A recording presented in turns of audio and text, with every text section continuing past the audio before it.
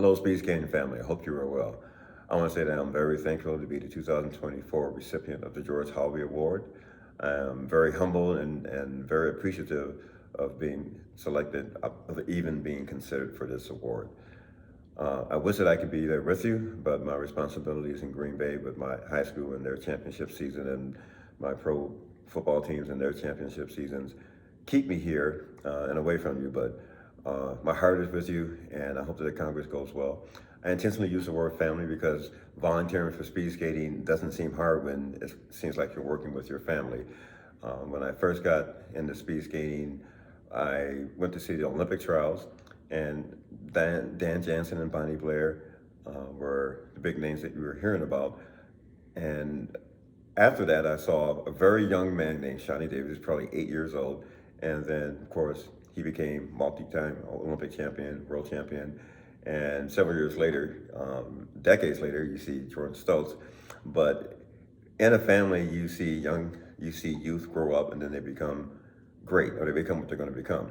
And that's one of the things that makes speed skating seem like a family, and not like it's a chore or work when you go to the pit. Paul Kolomsky, Carolyn Speedwack, they make being at the pit to volunteer just the greatest thing it feels like you're doing on earth. Those weekends or those weeks when you're planning, having a great staff that comes in from Salt Lake City. Thank you all to come and help you with your expertise. It just makes it seem like you're part of something great because you see how the athletes train for it and how they see their dreams achieved.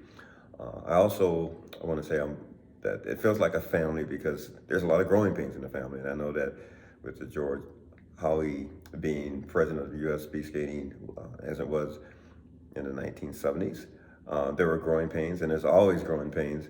But without everyone's efforts, families wouldn't do what they do. They love, they have fights, and then they grow again. And so that's what the U.S. Speed Skating has been doing: fight, love, and grow again.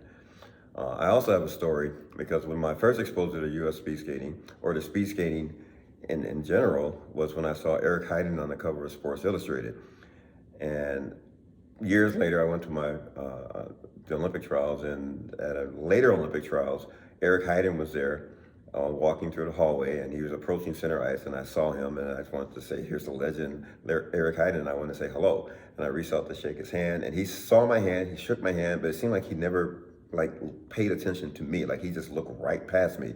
And at first I felt kind of slighted, insulted.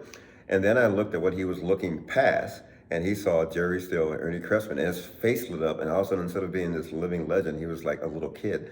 And it's like, oh yeah, that's right. That's how he become the great Eric Heiden, because George Howie established this place called the West Allis Speed Skating Rink Oval, and he was able to train there, and many other athletes were able to train there and become what we know them as: Olympic champions, world champions.